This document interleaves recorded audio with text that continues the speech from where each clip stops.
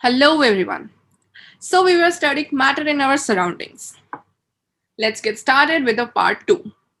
We already know what is matter, we know the characteristics of particles of matter, and we have studied each of them very deeply. And now we'll be studying the states of matter. And these states are divided according to the types of the characteristics of the particles we studied in the last video. So please make sure that you have watched the first video and you are watching this afterwards. Okay, so let's move to the states of matter.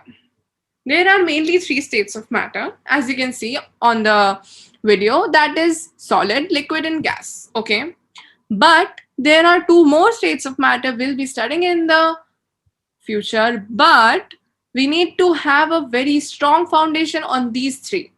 Okay, so let's move to solids. Before moving to solids, we have activity to cover. Activity रखने का एक ही motive है कि जो आपके दिमाग में questions arise होंगे उसके आंसर्स हम थियरी में पढ़ेंगे. सो लेट्स सी कि एक्टिविटी क्या कहती है. You have to collect three things. क्या क्या? एक पेन, एक बुक, एक needle. Four things. That is a wooden stick. Okay. Now, after collecting these four things, what you have to do is you have to make a sketch of these things one by one on the notebook. Now, try to hammer them, pull them, and drop them. Okay.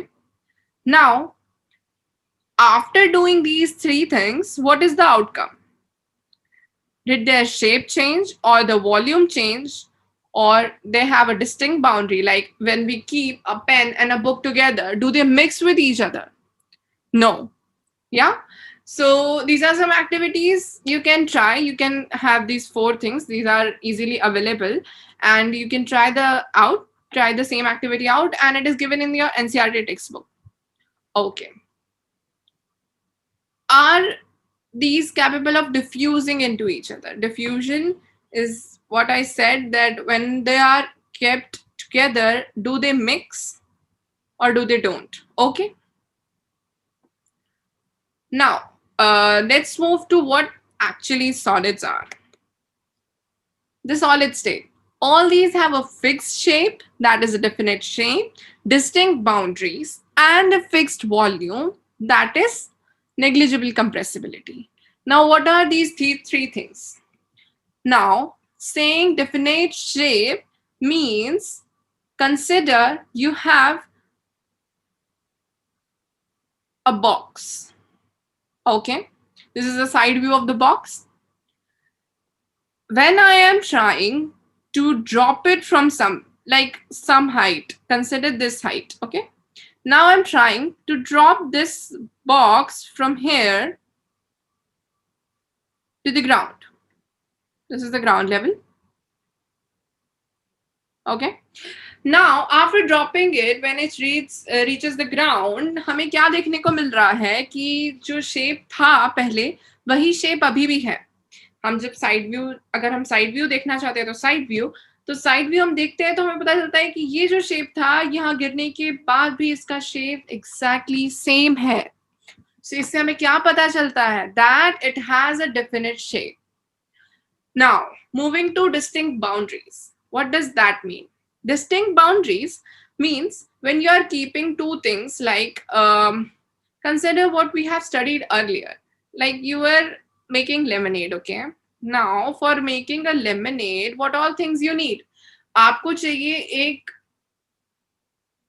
Lemon जिसका juice आप यहाँ पर use करेंगे, plus आपको चाहिए पानी. Okay.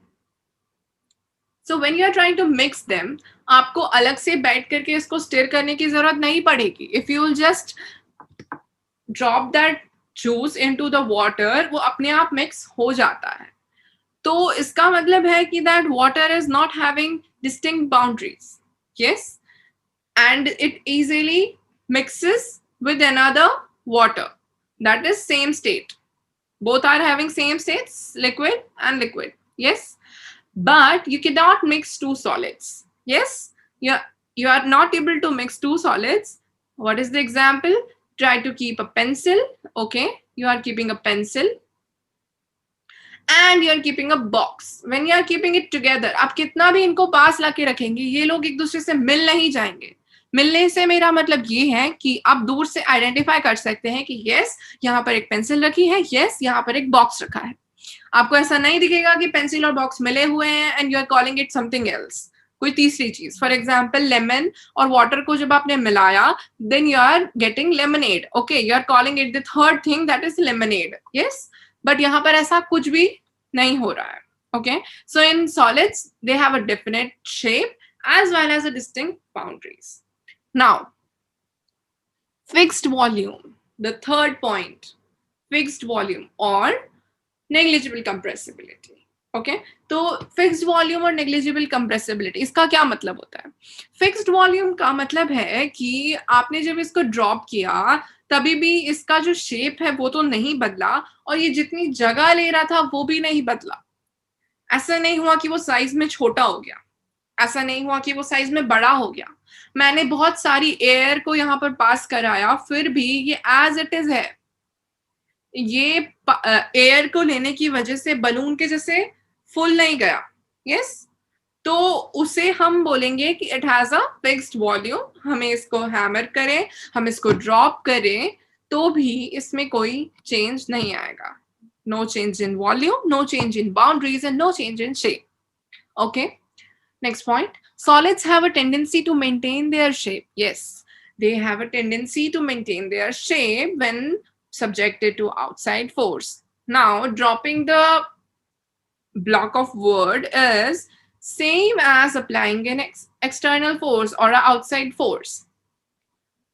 Hammering the same thing is same as outside force.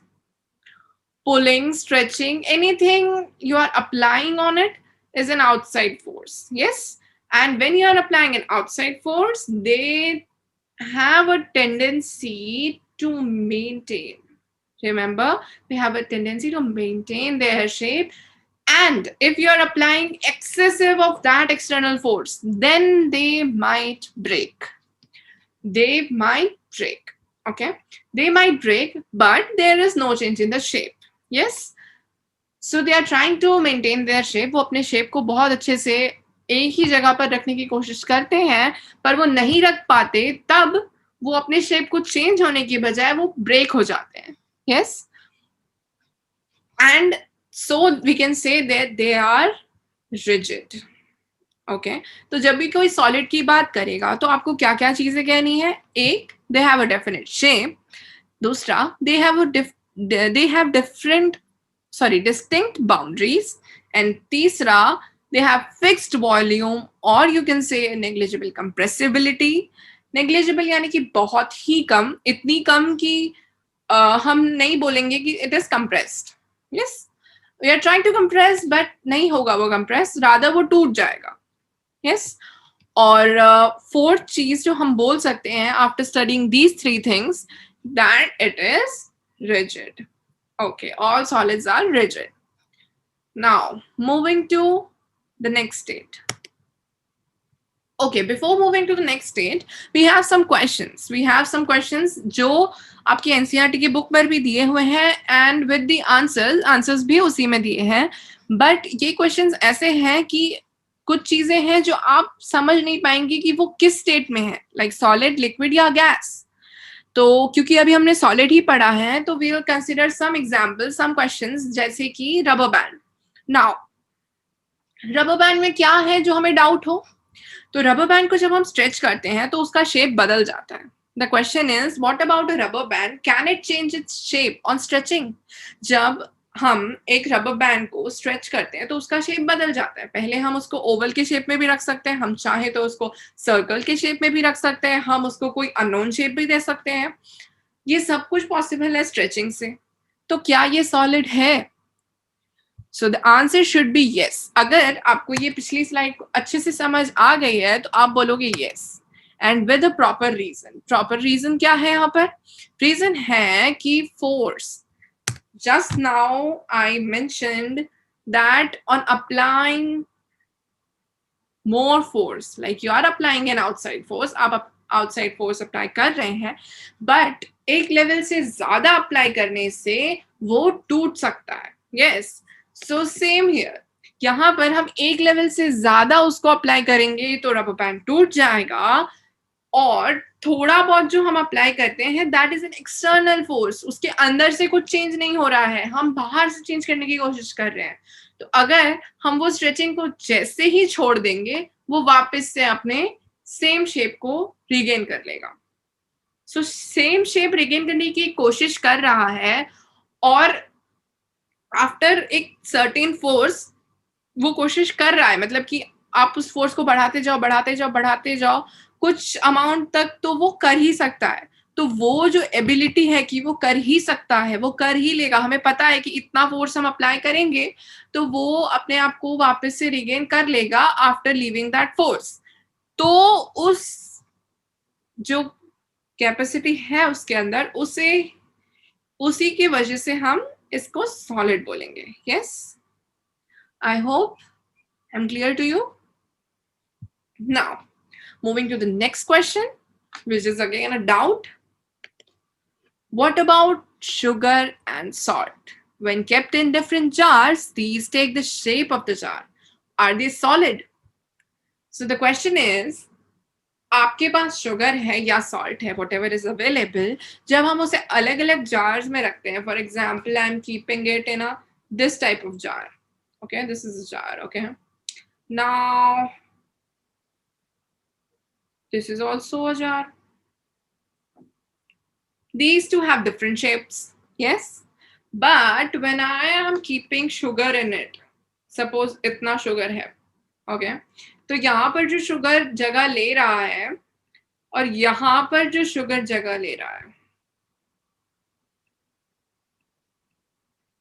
ये दोनों में इसका शेप चेंज हो गया. यहाँ पर आप देख सकते हो कि इसका शेप ऐसा है, जबकि यहाँ पर आप देख सकते हो ये कुछ अलग ही शेप है. यस, तो इससे हमें क्या पता चलता है? इससे हमें ये पता चलता है कि ये हम कहीं पे भी रखेंगे तो इसका शेप बदल जाएगा. बट हमने अभी पढ़ा सॉलिड्स में कि हम उसका शेप नहीं बदल सकते. दे have a definite shape and definite volume, पर यहाँ पर तो शेप बदल गया. तो द आंसर इज सिंपल कि जब शेप यहाँ पर बदला था तब एक एक पार्टिकल का शेप नहीं बदला, वो सारे पार्टिकल्स को मिला करके जो जगह ली गई है उसका शेप बदला है. And that has nothing to do with each particle. Okay, for example आपके पास बॉल्स हैं. ओके, इतने सारे इस साइज के जो है आपके पास बॉल्स हैं. Okay, now we can see that they have a definite shape. Yes, consider this is a sphere. Okay, so we can say it is spherical in shape. Yes, so having a spherical shape, they are kept in a cuboidal jar. Yeah, now when kept in a cuboidal jar, cuboidal jar means a jar having a shape of a cuboid. Yes, I hope everybody knows what is a cuboid. A cuboid is a kind of cube with some of the sides, with opposite sides equal and corners at 90 degree. Yeah, vertex at 90 degree. Yes. So considering this cuboid, when these round balls are kept, you can see अगर हम इस पूरे को भर दें इस round ball से तो ये पूरा ही cuboid का shape ले लेगा. But इसका ये बिल्कुल भी मतलब नहीं है कि जो हमने balls अंदर रखी है वो cuboid shape की है, जबकि वो we already know कि वो spherical shape की है. Same is the case with sugar and salt. Yes. Sugar and salt में भी यही हो रहा है. उनका जो ईच पार्टिकल है, मतलब एक एक पार्टिकल का जो शेप है, दैट इज स्फेरिकल और what ever shape you have them. Like sugar और सॉल्ट तो कैसे बनते हैं ना, उनके आप कुछ भी शेप, आप उस शेप में आप उसको कट कर सकते हो, क्रिस्टल्स रख सकते हो, वट एवर. यस, बट वो क्रिस्टल्स का जो शेप है वो वही रहता है, बट सारे क्रिस्टल्स को एक साथ रखते हैं तो it form something like this. ये जो balls वाला example है, these are exactly the example of sugar and salt, but with a larger size. Yes. So the shape of each individual sugar or crystal remains the same, whether we take it in our hand, put it in a table or in a jar. Yes, you take it in different places, there is no change because the container doesn't matter, the size of each particle does. Okay, moving to the next. Next question is,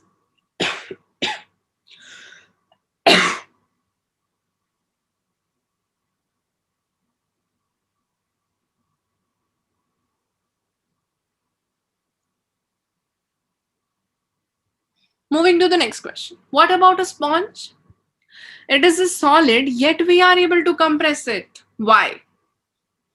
Okay. A sponge has minute holes. Okay.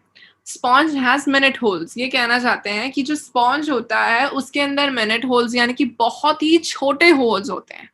तो जो sponge है वो solid है या नहीं है क्योंकि हम उसको compress कर सकते हैं. Yes. तो the question is clear, I guess. So moving to the answer कि उसमें minute holes यानी कि बहुत छोटे holes होते हैं जिसके अंदर जो air है वो trap हो जाती है. Trap in the sense जहां भी जगह आप अभी अपने आसपास रूम में चेक करो कि कहाँ भी जहां पर भी जगह आप छोड़ोगे वो जगह खाली नहीं रहेगी, वो एयर तो ऑक्यूपाइड होगा ही. यस. सो स्पॉन्ज में भी यही होता है कि sponge is something like this. I am drawing its side view. Okay.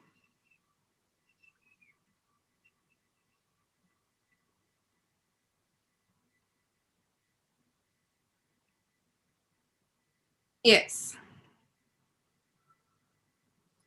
Sponge कुछ ऐसा दिखता है. Okay. तो इसमें क्या होता है कि जो आपका स्पॉन्ज का शेप है यहाँ पर तो आपको दिख रहा होगा कि it's like a rectangle. Yes, it's like a rectangle. But जब हम इसको ऊपर से प्रेस करते हैं, ऐसे हम जब फोर्स अप्लाई करेंगे तब ये ऐसा बेंड हो जाएगा. अभी ये ऐसा है but it will turn into this. Okay. तो वो जो चेंज हो रहा है इसका मतलब क्या कि we can compress it.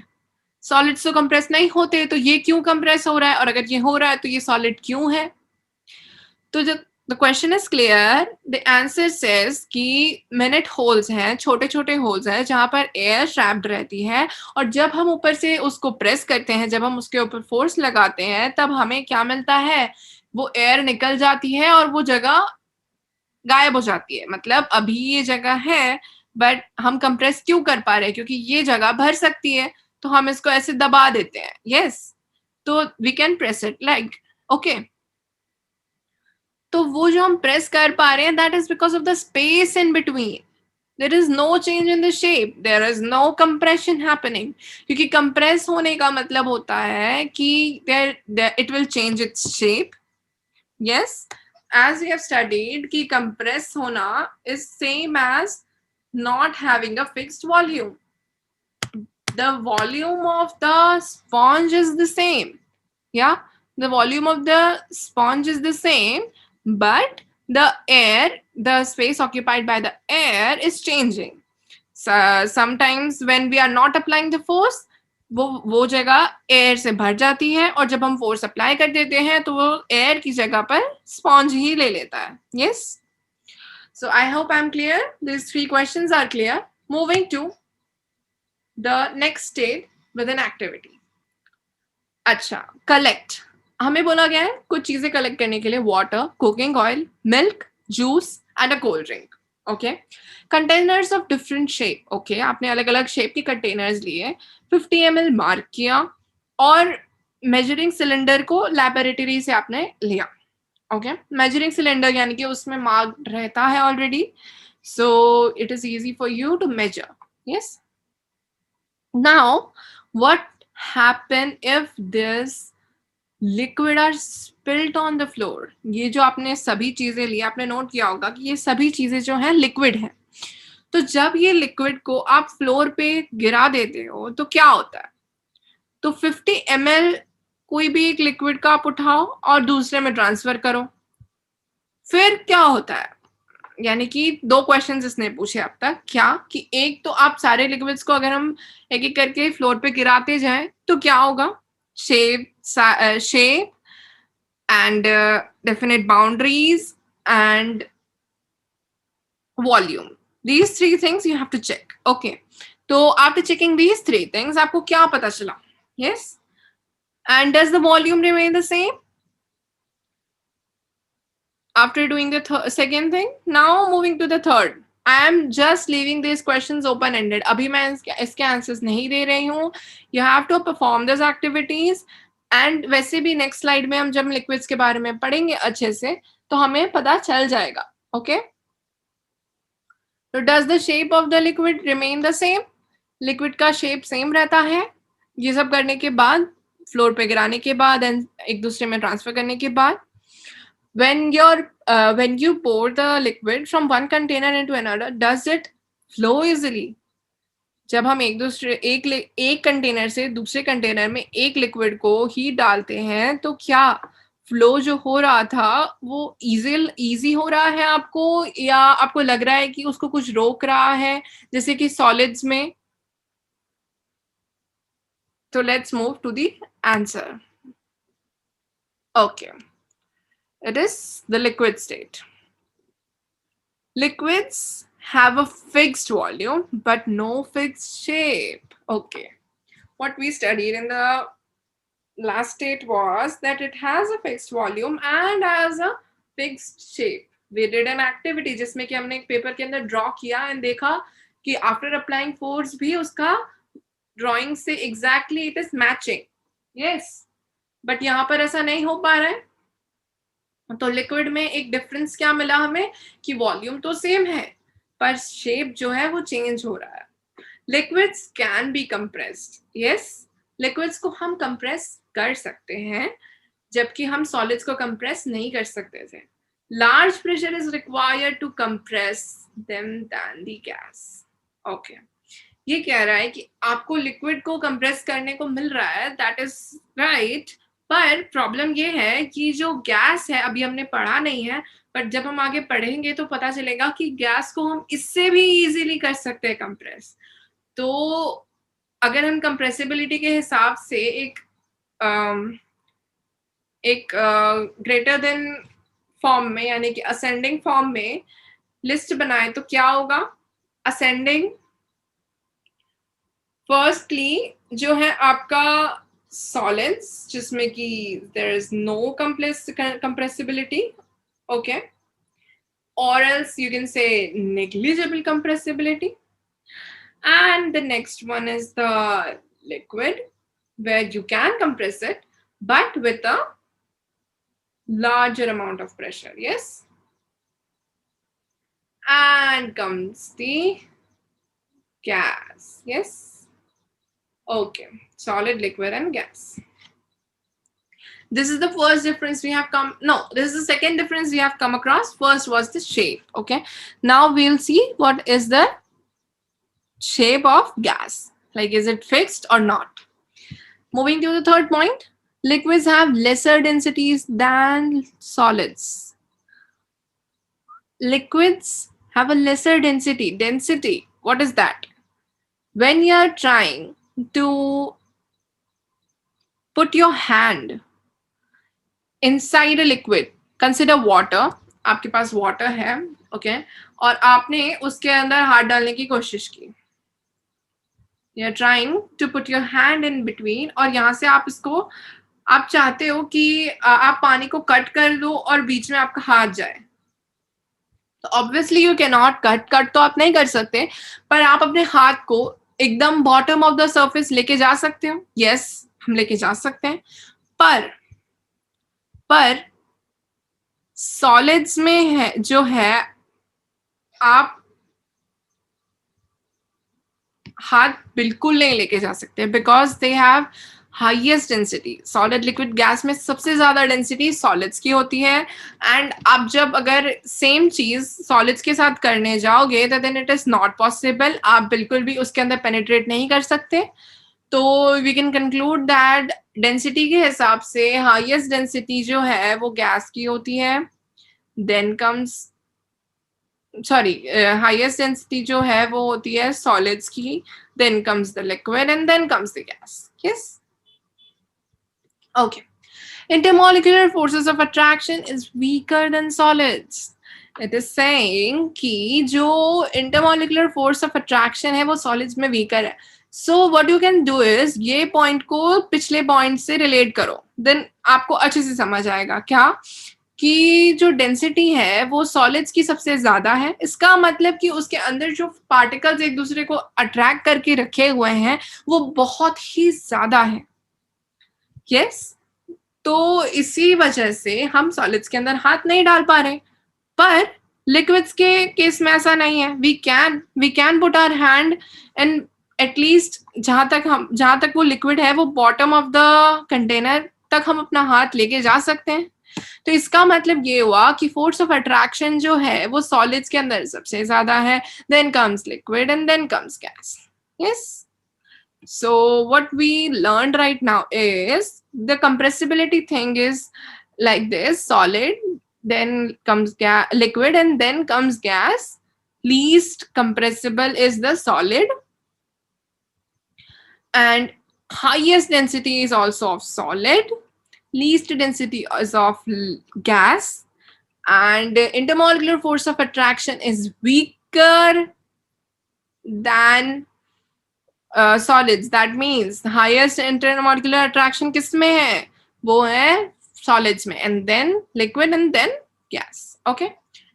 Moving to the last but not the least, they have considerable space between the particles.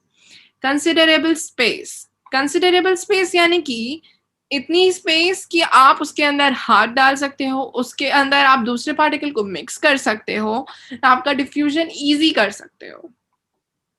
तो जब हम लेमनेड बनाते हैं then we use lemon juice and water and they mix with each other. That is diffusion happens and that is only possible अगर वो particles के बीच में एक अच्छी खासी स्पेस हो. Yes, I hope I'm clear. Liquid state में क्या क्या points important है? That it has a fixed volume, no fixed shape, larger pressure is required to compress compared to gas, and have lesser density compared to solids, and have intermolecular force of attraction that is weaker with respect to solids, and they have a considerable space between the particles. Okay, moving to the next, the gaseous state.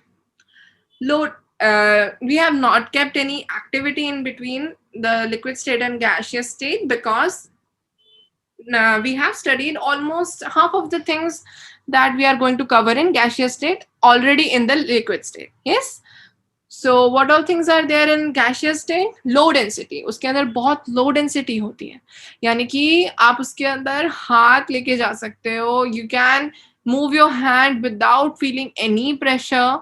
Like you can right now you can move your hands in the air. That is a gaseous state and you are easily moving that. So that is because of the low density. Indefinite shape or volume. Yes, they don't have a definite shape. That's why we are keeping it in any container and we can see that shape. It gains that shape and has no fixed volume. Yes, every container of every volume can store same amount of gas. Gases have no definite shape or volume. Okay, you can say it as indefinite or you can say it as there is no space. Like you can go for negligible, but generally हम science में negligible बोलते हैं rather than saying no, because कुछ exceptions हर जगह होते हैं. Okay, high compressibility and expandability. Yes, अभी हमने देखा कि compressible सबसे ज्यादा कौन होगा? Gaseous state. And expand भी सबसे ज्यादा कौन होगा? Gaseous state. LPG and CNG are example. CNG का तो full form में ही है compressed natural gas. तो उसमें what they do is natural gas को ही they compress it जितने में हमें चाहिए and we utilize it. Yes, so that is the advantage of a gaseous state. We are using an advantage. Yes, diffusivity. Yes, diffusivity means they are easy to Do diffusion, yes.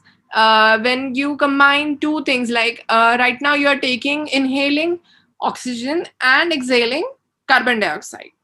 तो वो करते वक्त आपको समझ आ रहा होगा कि same ही air है, पर एयर के अंदर दो चीजें हैं, इनफैक्ट बहुत सारी चीजें हैं, but right now you are taking only two things. तो वो दोनों चीजें उस गैस के अंदर है. इसका मतलब उसकी डिफ्यूजिविटी कितनी अच्छी है, डिफ्यूजन कितना अच्छा करता है कि हमें पता ही नहीं चल रहा है कि कौन सा कार्बन डाइऑक्साइड है ना कौन सा ऑक्सीजन है. Yes. Exerts pressure. Yes, they do exert pressure, but lesser compared to others, because क्योंकि इनका कोई शेप नहीं होता डेफिनेट, और उनके अंदर की फोर्स ऑफ अट्रैक्शन भी बहुत कम होती है. That's why they exert less pressure, but they do exert pressure. Yes, you cannot say कि वो प्रेशर exert नहीं करते. That will be a wrong statement. Yes. Okay. So we have covered three states of matter: liquid, solid and gas, and I hope I'm very clear about these states, because आपको इन तीनों के बारे में अगर नहीं पता होगा, you cannot study further. Yes, क्योंकि आपको more than three यानी कि 5 total states पढ़ने हैं. तो अभी next 2 states we will cover in the next video. Okay, so we'll meet in the next video. Until then, please like the video and do share it with your classmates. And if you haven't already subscribed, please do subscribe to our channel Learning from Scratch. Okay, see you.